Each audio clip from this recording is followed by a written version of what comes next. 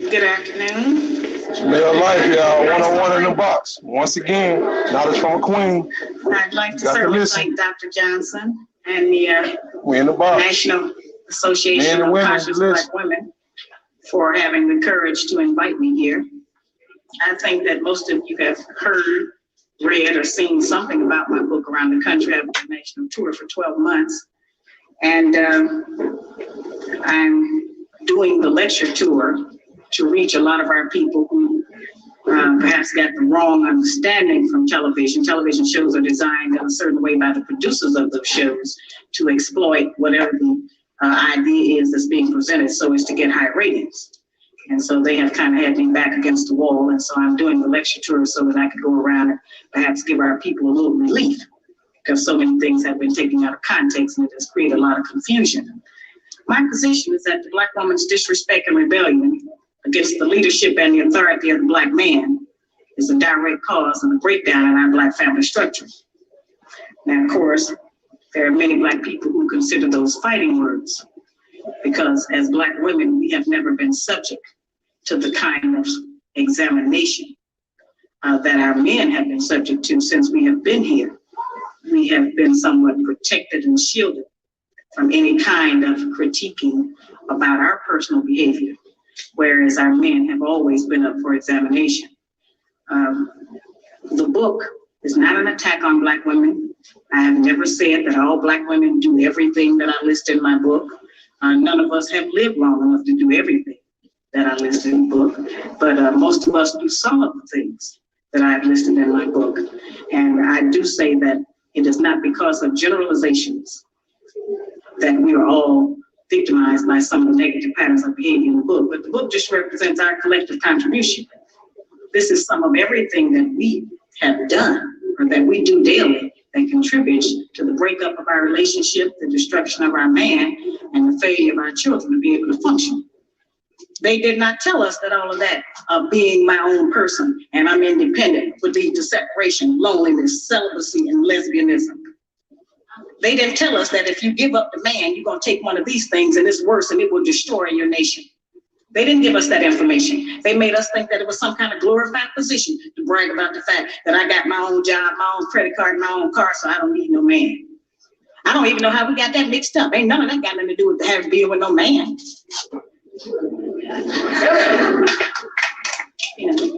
We have some serious relationship problems that nobody has been able to address us on because everybody wants to pretend that this is not going on. Over 60% of our women are single, widowed, separated, or divorced. They don't have a man. I just came out of Florida and they got a housing complex that the Urban League built, which is a Black organization that is for women and children only. They say they don't allow any men in there. I didn't have time to deal with it, but I talked about them real bad. That's the silliest program I've ever heard of. The women that had men, if they got a bunch of children, they need fathers. They need protection. We hear about the drug problem that we have in our projects across the country. It's one of the major places that we have a drug problem. We talk about the great strength that we have as Black women. Well, the welfare department don't rent government apartments to single Black men. Those apartments belong to Black women who are allowing this to go on in their home. We have not looked at what part of the responsibility do we share. Yes, Black men sell a lot of drugs, and a lot of us Black women get the money from them drugs and buy some of these fancy clothes we wear. Drive around in some of these fancy cars. He is not doing these things alone and without support from us, whether they are good or bad. See, we have a lot of power. We are very strong women. I'm saying that we're using our strength in the wrong direction. We're using it to tear our man down, tear our nation down instead of building it up. Having an education and a job does not necessarily mean you have a successful life. I keep telling Black women that to raise a child, they say, well, I provided with food, clothing, and shelter. That's not raising a child, that's maintaining one. To raise a child, you need a parental coalition of a man and a woman. We have sons who, by not having a father in the home, they don't know how to respect women. They take on the Black female emotionalism. They become bitchy, they're doubtful, they're indecisive, they can't make a decision, they don't know what to do about being a man, but we can't teach them that. We don't have that knowledge. We have daughters who grow up in a home where they don't see any affection, where there's no man there. They go out into the world and try to mate. They don't have no idea how to be no woman to no man, how to function in a house with a man, because they haven't seen it. Most of our children, just like us, get all the information we have about how you be with a mate off television. It's the only medium that shows us anybody being together. Those rules have not worked for us. The white woman's liberation movement, we don't have anything to do with that. We have not been under the control of the black man for over 500 years, so what do we have to get liberated from them from? They haven't been our fault. That's the white woman and her man. They're going through that, and that's their business. We don't have any business being in that.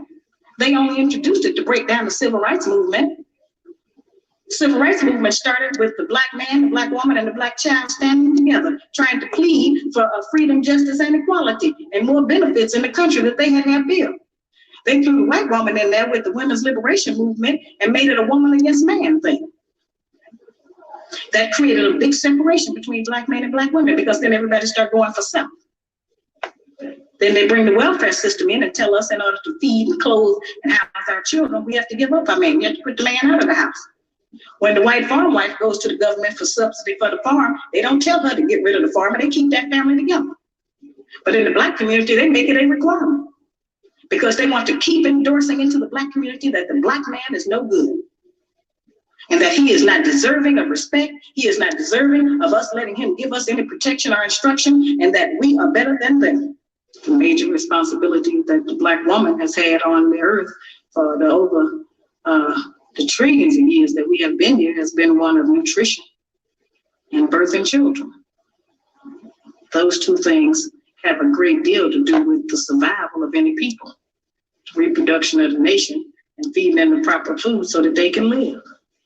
Those are very important jobs. Those are very powerful positions, because it puts us in a position to decide who's going to live or die, and how slow they're going to die by what we feed them. We have a very powerful position. That's not a small role that we play. We have just been taught to misrepresent and misuse that power. The people who we have been counting on to give us the truth about how to get along have failed. The white people don't know how to get along. They don't have that information themselves. They don't get along with nobody on earth. So they didn't have no information to impart to us about how we're supposed to get along. They change their relationship rules at will. We have, tons of black children around this country that I hear from who have grown up traumatized by the fact that they were referred to as the outside child. When we were having children like that, they called it illegitimate children, until the white woman started having them, and now it's single parenting. They changed the rules according to what they're doing. So I've called on our people to change them depending on what we want to do, what our needs are. There's another need that has not been addressed in our community, because nobody would deal with it, and that's one that God did not create three sexes. We only have men and women. Now, I have not said that we should reject the sisters who try and act like men and the men who try and act like women. I'm not saying to reject them from among us, but they need to be taught. We don't have to accept that as some kind of normalcy, because that's not normal. But because now the white people are practicing that, when we were doing it, we were punks and faggots. Now that they're doing it, now it's an alternative lifestyle.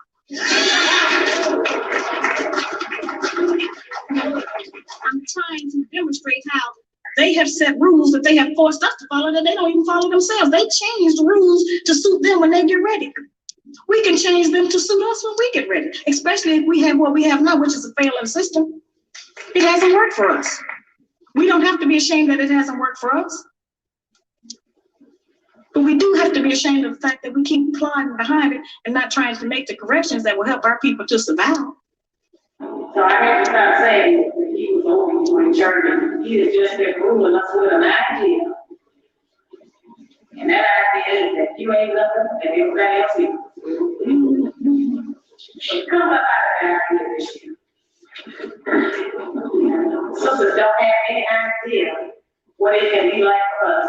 Now 15, 20 million black men walk around the world feeling good about themselves.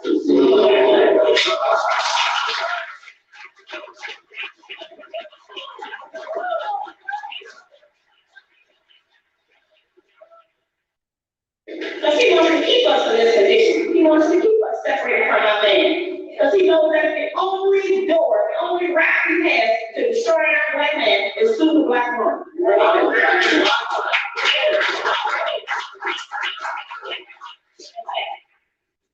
Doesn't matter what the woman's education background is.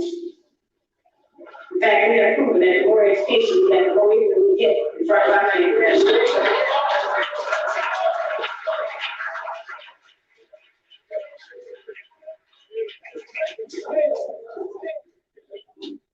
I'm glad that the book did survey you like this, and I would like to think that we are happy that we have something else to sell each other other than they find something where to go.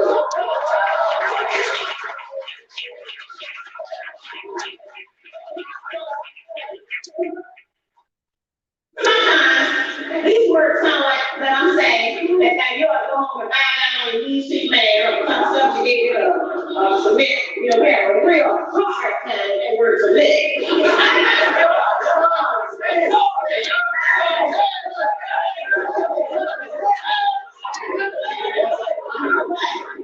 We have to look at what the submit means. Submit only means to agree. And we submit to a lot of things every day. We submit to a style of dress that white people made up. We submit to our white clothes on our job. That's right. We submit to who we don't style that so we can make sure we can get in the door. We submit to how we don't put makeup on our face so we can look the same. We agree with a lot of things. Submit just means to agree. So we have submitted to everybody else here. That's how we came up.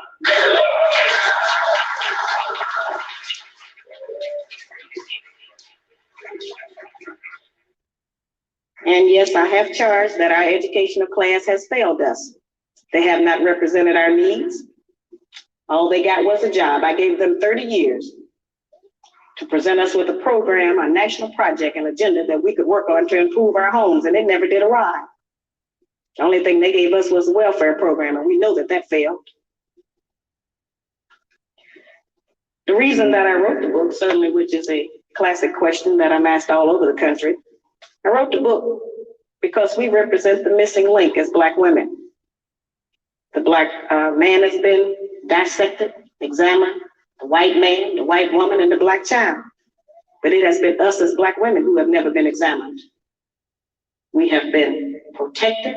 We have been insulated.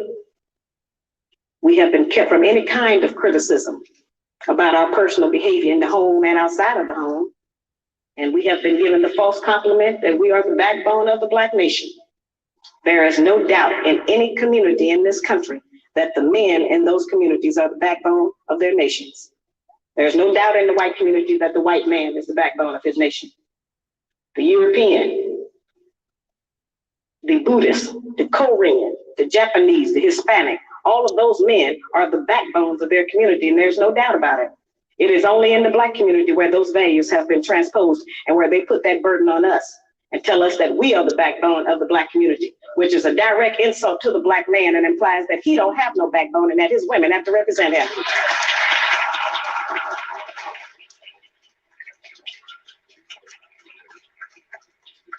It's a heavy burden. It's one we are tired of carrying, and it is one that is not true. I remind people all the time that God did not make the white man, the white woman, the Black woman, and then the Black man. He made the Black man first, and he created all the rest of the people after him.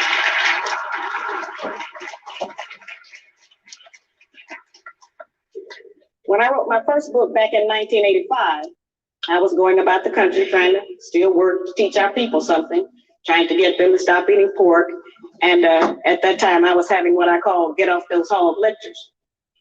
And I would take the microscope out and I would show Black people how even if you cook pork, you couldn't kill the worm. I would show them that the worm was still alive in the meat after heat, because that's what they told us, that you could cook it and kill the worm. And so I would show them what it did to the brain and the spinal column. And so there were many Black men who wanted to stop eating pork. They wanted to change their diets, and they were in agreement. But it was the Black woman who I found who was the most adamant, who refused to change her cooking habits, who didn't want to shop differently, who didn't want to do any different meal planning.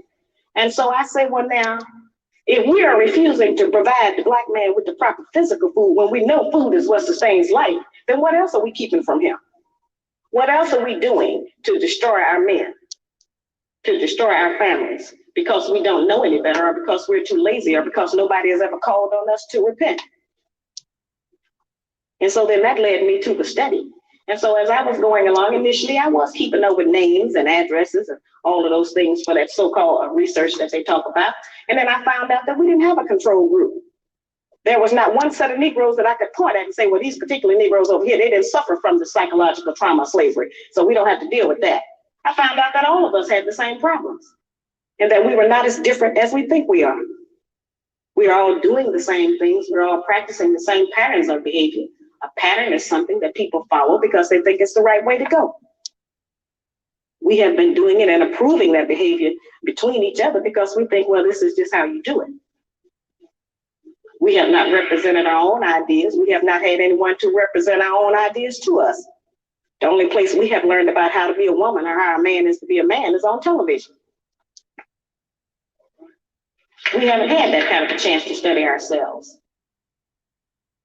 The white woman has been the only woman we have had an opportunity to study every day of our life, on television, in every magazine we ever picked up, in every newspaper, on every radio. She's been the only model we have had. And if we think that that's not important, then we need to, look at that again. We have studied that, and we have made up and came up with requirements that the white people have set for us for our man. And if he cannot come up to those requirements, then we have decided that he is impotent and unable to be our man because he's disqualified, because he does not qualify by the standards that the white people have set up. We think a good, successful relationship is one where everything goes our way. The first time it stops going our way, then we got a serious problem. We want our man to do everything we tell him to do, but we don't want to do anything he tells us to do.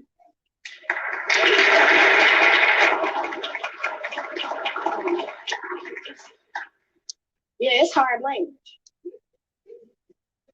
And all of our so-called educated class together have never come up with an agenda that brought the people together to try to improve their condition like the Black Man's Guide. Not a one of them have ever had a program that got all of the black people talking, got all of them out. Made everybody decide to make a comment, whether they wanted to or not. People are compelled to testify all over the country. I can't walk the street.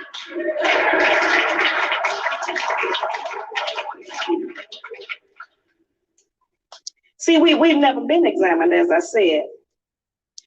In the breakdown of every relationship, each party in the relationship shares 1/2 the responsibility. That's 50% of the responsibility. So yes, the Black man is 50% responsible for the breakdown of our relationships. And we are the other 50% half responsible for the breakdown of our relationships. And I ask Black women, if you do not want to accept 50% of the responsibility, what percentage do you accept, and how does that behavior manifest? And I guarantee you it's already in my book. Because this lists the things that we do. We've just never seen it in print. We've never had it out front. We've never been busted. But now we have the equality we've been crying for. They're busted and so are we.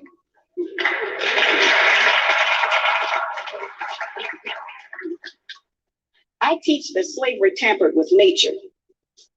When I say that slavery tampered with nature, I mean that a major rite of passage for every male mammal is to provide and protect for a female and her young. Now, certainly we know that the Black man has been denied that opportunity. He has not been allowed to qualify to protect his woman or provide for them. They have told us that the only provision that the Black man is qualified to give us is one of money. And we have made finance the major focus of our relationships with them. We have made the one thing that most of them don't even have be the criteria. We have been taught that if they do not give us money, then we are not to even allow them to be a father to their child. We have been taught that if he does not give us money, that he is not qualified to tell us what to do. We have been taught that if he does not give us money, that he doesn't have any rights in the home. It's whoever is making the money who has the rights. That's not our system. The Black man provides more in a Black home than just financial support. He provides direction, guidance, gratification, fulfillment, and discipline for our children.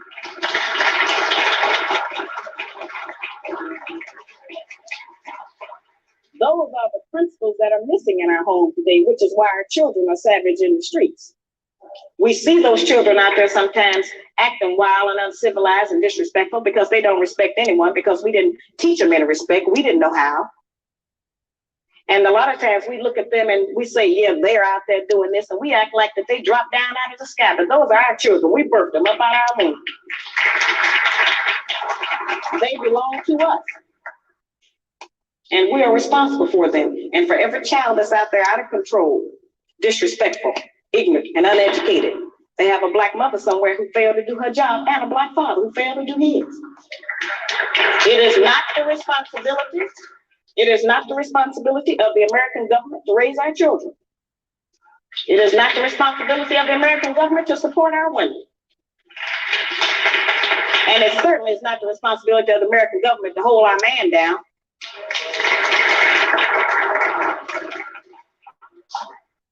This book is to allow us to have a new chance to start all over and say, yes, this is what has happened. I didn't make myself like this. We don't get anything from ourselves. We pick it all up externally. And as we have picked up these bad habits, we can, decide that we are not going to do them. See, what has happened is that we have been turned, sisters, into kind of like Frankenstein. I think everybody remembers the Frankenstein monster. He had somebody's arms, somebody's legs. He even had somebody else's brain inside of his skull. Oh, he was functional, but he was not himself. And so, yes, we are functional. We have been taught that having a good job means that we are a total success. We have been taught that the solution to all the problems of the black people in America is to get a job with the white people. That's just not the truth. And that's certainly not saying that it is not important for us to have money for food, clothing, and shelter. And it's not saying that we as black women are not strong. I'm here today to represent some of that monumental strength we say we have. This does not mean that we are not strong. We don't have to put our man down in order to be strong. I'm just saying that we have used our strength in the wrong direction. We've been using it against our man instead of for him. If we use the kind of strength and influence that we have in this society to support the black man, won't anybody be able to come against him? But every man is judged by his woman. And if his woman say he ain't nothing, then the whole world believes he ain't nothing.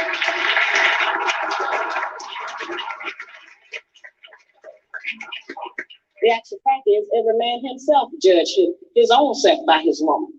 He can be out in the world being great, and the whole world can be kneeling to him. And if he come home and she say, you ain't nothing, you ain't been nothing, then that's who he believes. And yes, we have insulted our man in front of our children. It wasn't intentional. We just been frustrated.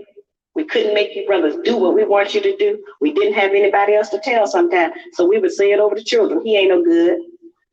He make me sick. He's stupid. If he loved you, he would be here with you. When every man in here know that his relationship with his children is predicated on his relationship with their mother. And if they are not getting along with us, they are not going to spend any time with the children. That's just how that is. I talk to brothers around this country, and I have testimonies and tons of letters from brothers who write and tell me that my book made them to decide to try to be a man again and try to have a woman. Now, if you think that's not an important work, I got black men who write me and say, you have made me decide not to have another white woman. I'm going to try to get back with the sisters and try them one more time.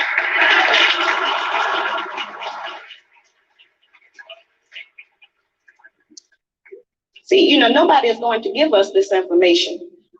They have us standing around sometime and pointing at the brothers and saying, yeah, that's them over there. They ain't no good. They doing this and that and the other, and it's all negative. And they have us thinking that the black man is going to die and we going to live on.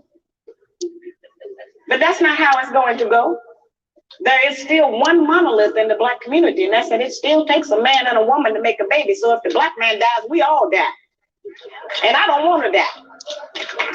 I want to live. I want my children and my grandchildren and whatever else is coming after Sharon's out. I want that to live. But we are not on the path of life. We're on the path of destruction. Learning how to get along has to be taught by force. Slavery was taught by force. We didn't volunteer for that. They made us do that. They forced us to do that. And that's how we're going to have to learn how to reunify. It's going to have to be done by force. We're going to have to make ourselves try to deal with each other. Yeah, and that's very difficult. And it certainly takes a great deal of self-control and love for your nation at large. It's the greatest form of unselfishness. Now, I don't go around advocating that people that hate each other stay together. That's not what I'm saying. That's different.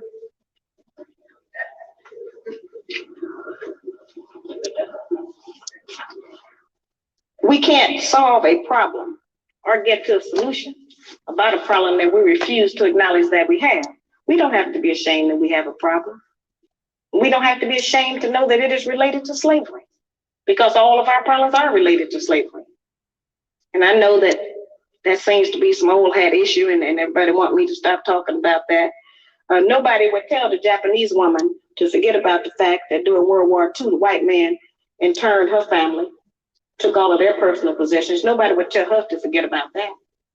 Nobody would tell the Indian woman, forget about the fact that the white man came over here and took your country and put you and your babies out on the reservation. And nobody would dare to tell the Jewish woman to forget about the Holocaust, so why I gotta forget about slavery?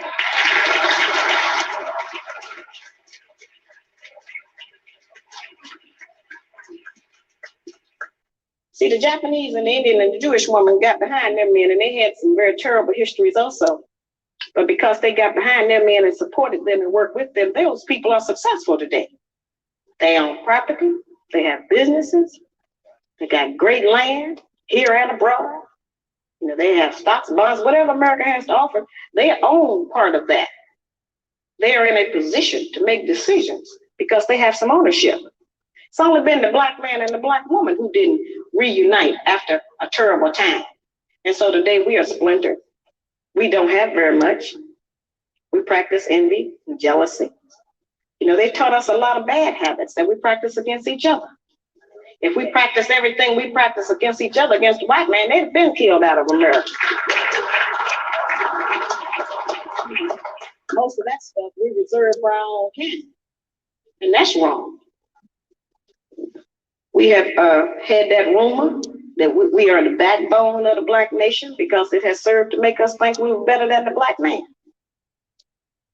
We have walked around and wore that as some kind of a sacred garment. And our men have had to struggle up under the already preconceived notion that they wasn't no good. We have always heard that the black man leaves us. He walks out on us. He don't love his children. He won't take care of his family. He beat his women. He do a lot of horrible things. This book goes back to try to examine what are some of the possible contributing causes. What happened before he left? What happened? Something happened. The black man is just not bad by nature. The brothers love their children as much as any other man. Every man loves his baby. They keep wanting to tell us that our man don't even love his children. He's not a mother, though. He's a father. He's not going to have the same kind of connection to the cub that we have. We can't expect that. We keep wanting the man to act like a woman. He can't act like no woman. Praise be to Allah.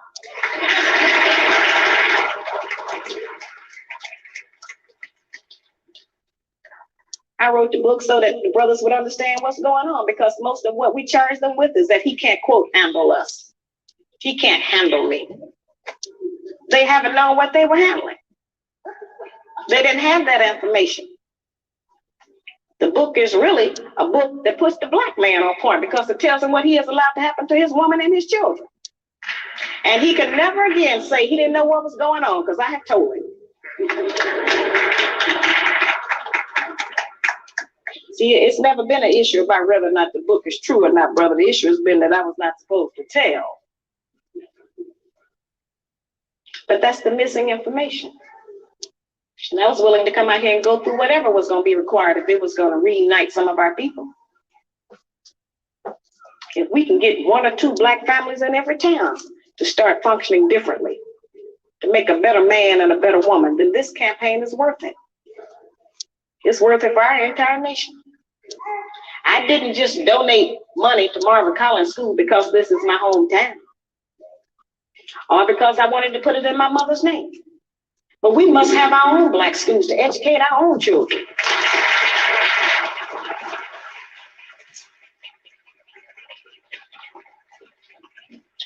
have to educate our own children. If it's in a closet, I would rather support them, have my own kind, trying to teach my own kind, than sending them out there into the white people's school and let them tell them all kind of nonsense that they want to.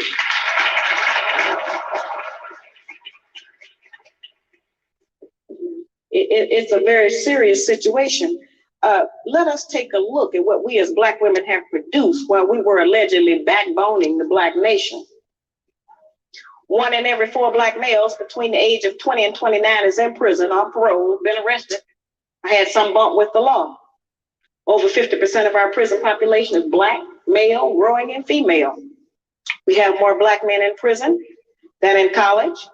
6 out of every 10 Black men between the ages of 15 and 44 are unemployed, in jail, got some disease, homosexual, on drugs.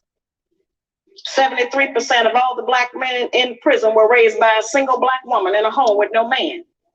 80% of that 73% suffered child abuse in the home, victimized by the mother. 1/3 of our children drop out of school before they graduate. Over 60% of our households are headed by Black women who are single, divorced, separated, or widowed. Yeah, we got a serious problem. And only God knows how many of our Black babies we have killed through abortion. I don't think that's something I think that's something the Black man will never understand, how we kill that life in our womb because we decide we don't feel like taking care of it. It's too much of a hassle. Or we change our mind about how we feel about the man. So we have been in a very, very powerful position. We can make heaven or hell for the man, and we can decide who's going to live and die. That is a great woman, I agree. But we are in a very prestigious position. We are the wives of man who was the first man that God chose to be on the earth. That's a very great position. The most valued and the strongest man on the earth that everybody's trying to use for something. He's the most durable. He's the most persistent. He's the most determined. Black man is not wrong because he does not do what white America wants him to do. And he's not wrong because he don't do what we want him to do. We don't know everything to do ourselves. We're learning a lot of what we think that we're supposed to do through recommendation and chance. Passing information among each other. Sharing secrets that'll help us to trick him, keep him confused. We do things in front of his face and we have learned how to convince him that he didn't even see that happen.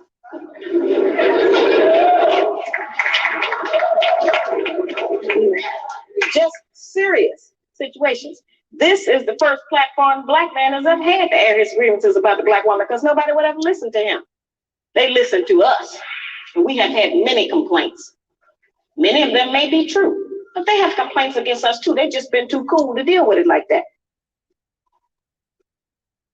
And then God sent Sister Sharazad and said, we're going to deal with it now.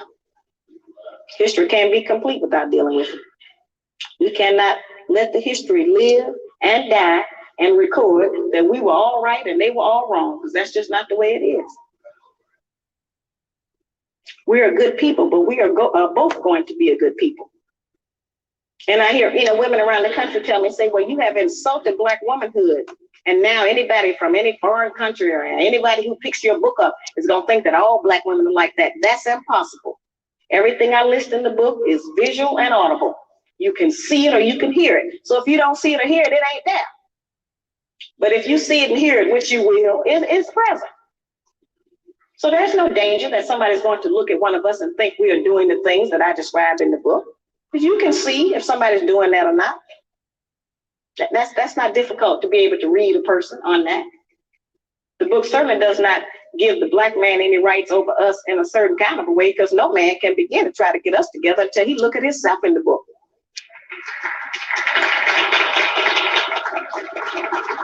See, we represent problem number 2. They already know who problem number 1 is. Now, I know that many of us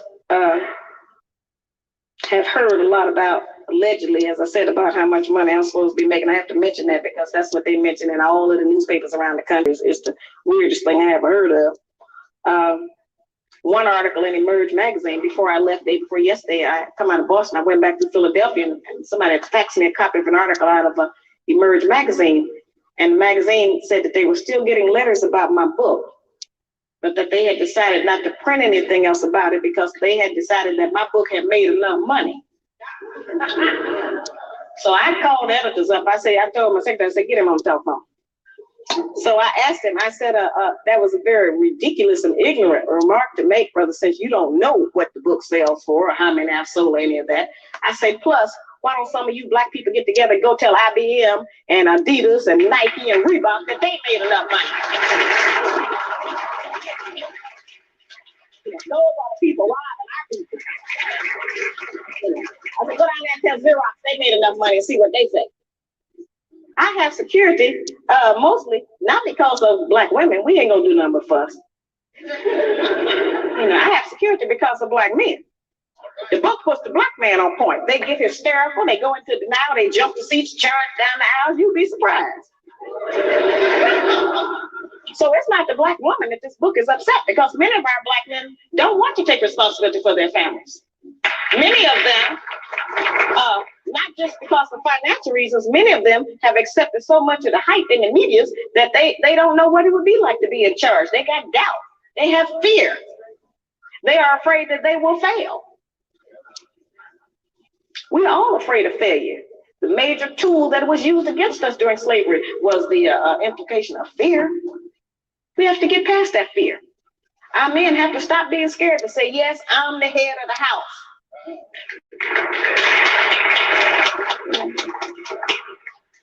They need to know that every woman wants to know her limitations with her man.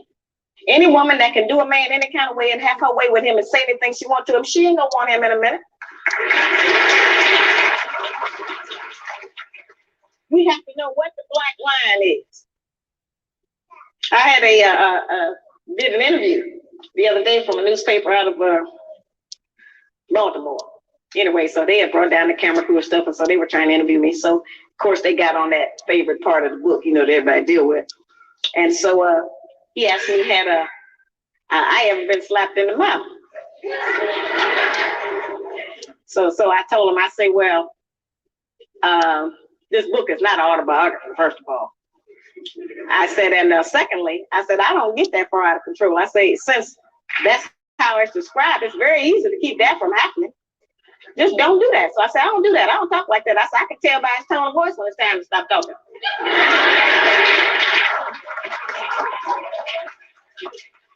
That's the most amazing thing. The amazing thing to me is how our people go around the country trying to pretend that we ain't fight. And that I made that up, But as I said, this book demonstrates that we are not as different as we like to think that we are. So what I'm going to go over real brief right now is what the attributes are of the good black woman. Since she's not on television, we may not recognize her. Okay. Now, the good black woman has 7 attributes, and then I'm going to explain to you how to utilize those in your day-to-day life. Good black woman has self-discipline, courteousness, cheerfulness, self-respect, intelligence, cleanliness, and love. Now, we've heard that terminology. It's like one of those where they tell you pull yourself up by your own bootstraps. What do that mean? How can I make that functional in my day-to-day life to benefit me as a practice? It sounds like all theory. Where's the practice? What do I do? The good black woman has self-discipline. That's self-control. Let me make that real for you, sisters. We can start with our mouth. The good black woman can control her mouth. She don't have to say everything that comes up. It's okay if he get the last word sometime.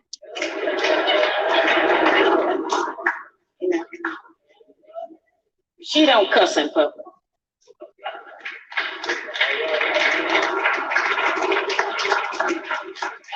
And she works on not cussing in private. She don't tear a man down with her mouth because they can't out-argue us. Can't nobody out-argue us. I have charged that we nag our men too much. We keep our men's head tied up so much with our petty grievances about our personal relationship that he don't have time to think and plan for our future. Because he got to deal with what's going to happen with us every day. It's real odd when the black man come home, he almost have to do a wind test or stick his toe in the door. He don't know what's waiting. He don't know who is there today. He knows it's a possibility that there's some kind of new monster that he didn't even know about yesterday. So, you know, we need to not make it like that. We need to not be so vicious with our mouth. You know, men are not petty like that. They're not going to out-argue us. And it has been proven that verbal abuse is just as harmful as physical abuse. So let's not use our mouth to do that to him. The good Black woman is courteous. She says, thank you, baby. I appreciate you doing that. I appreciate every effort you make. Try harder. I'm going to work with you. Thank you. I know you did your best. Now that's a whole new language.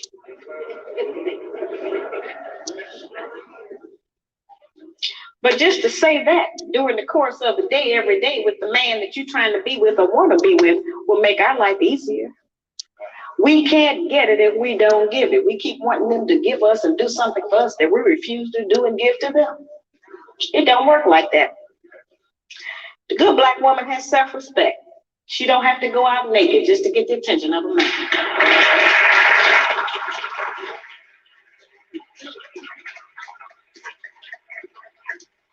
I have sisters all over the country, and they come up to me after the lectures, and they'll be talking to me, and they'll say, well, you know, all he think about is sex. All he think about is my body. I said, why don't you show him something else?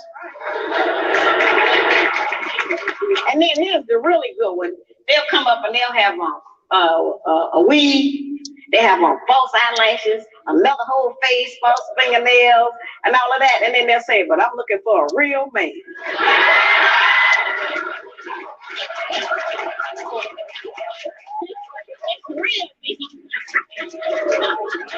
Say why? What you want a real man for? The good Black woman can pull a dress down without thinking that it devalues her. She doesn't have to use her body because she has so many other good attributes about herself to get the attention of a man. We can take the sisters in a position to take all of the charge and sexual energy out of the Black community by just dressing differently. We have the power and control over that. That don't stop you from being beautiful. That don't stop you from getting a man. And it certainly puts things on the right perspective so some other judgments can be made other than physical. It don't take no knowledge, wisdom, and understanding to have a sexual reaction. That's the most base. We spend less time doing that than anything else we do. So, you know, that doesn't always have to be the forefront issue. We know we are capable of that. The good Black woman has intelligence, meaning that she knows how to behave properly in the streets. She's not in the wrong place. Some of our women don't know what else to do other than go to the bar. They need some activities. Some of our women thinking that staying home on the weekend is some kind of sin. Some of our women think that if they don't have a new outfit to wear every day, that they go self-destruct. You know, we have a lot of that kind of nonsense going. Every time we buy new outfits and clothes or whatever, all we're doing is sending money out of our community. We don't own no clothing store. If the white man closed the shoe factory, we'd all be here barefooted tonight. We don't own no shoe factories. You know, very base things that we don't own, that we put our money into and demand we have to have them. A lot of times our men look at us and know that he ain't never gonna be able to make enough money to give us all of the things we say we want. And don't no man want to be with no woman who he constantly got to deny her the things that she says she wants. That represents failure to him, to have to always, you know, not be able to provide us with what we ask for.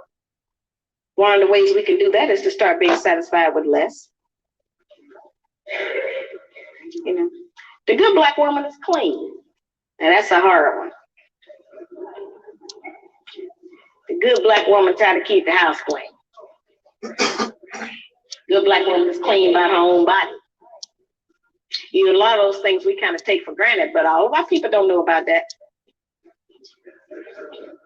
There are people who are angry with me because I even described the fact that some of us as sisters don't have the proper personal hygiene, as if that don't exist. We have too much falsehood and pretense going about our condition. Everybody that's dressed up ain't clean. You know, that's just the truth. We have to look at our condition in the light of truth. Stop reacting emotionally and pretending that just because we don't want to deal. One of the most difficult things that I deal with out here is trying to teach our people the difference between an actual fact and an opinion. Our people think that they can accept or reject truth based on how they feel about it. Your feelings don't change the truth. The truth is just gonna be there. You can feel any kind of way you want to feel about it. Those kind of emotions have kept us from growing, because anything we don't like, we just reject that and say, well, I don't believe that. That don't mean that it's not the truth. It just makes you a disbeliever. The good black woman practices non-possessive loving. Now, y'all know that's a hard one. Now, envy is wanting what someone else has. And jealousy, of course, is just selfishness. Non-possessive loving is not an easy one for us to practice. And of course, I have a lot of sisters and some brothers who are in disagreement with me saying that. But the actual fact is that our men are outnumbered about 5 to 1. And nature is going to require that the men take responsibility for more than one woman and her children. Most of our men have children by more than one woman anyway. So I don't know why that was such a surprise, allegedly, when I said that. The black man has not been waiting on me to tell him he could have more than one woman.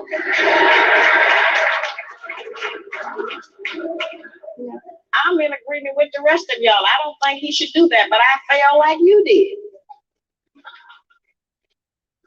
There are some things perhaps about the nature of our man that we have been given some definitions about that are not true. There are some things he can do that we call him a dog. We do not have the same capabilities as a man. I am not talking about fornication and adultery. That's something else. I'm talking about actual responsibility of fatherhood and husbandhood of another family. That's quite different from fornication and adultery. We don't have the same capabilities of them.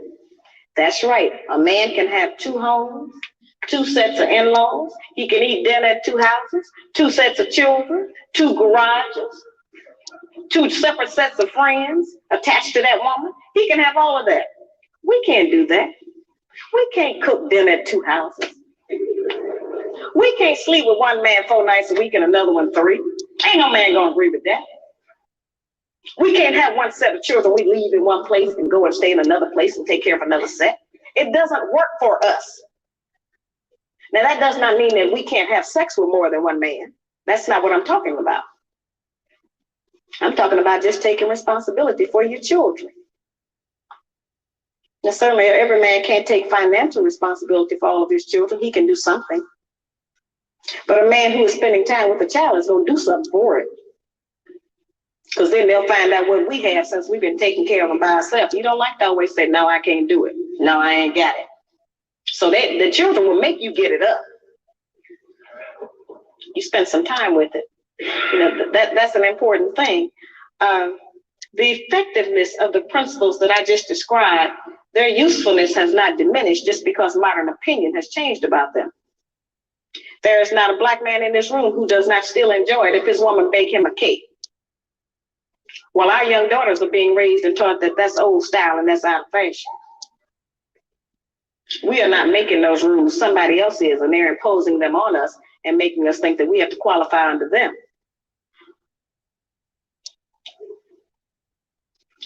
I tell the brothers, just like I tell the sisters, if you have a woman that you've been working with for months or years, and you can't get that woman to get in agreement with your program, then get rid of her and get another one. And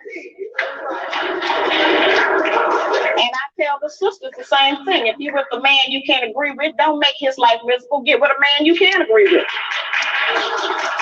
But we spend too much time living in hell with each other. We spend too much time tearing each other down, trying to make the other person do different or function different. If you want somebody to change, first change yourself. We set the example. We are the teacher. We are the mother.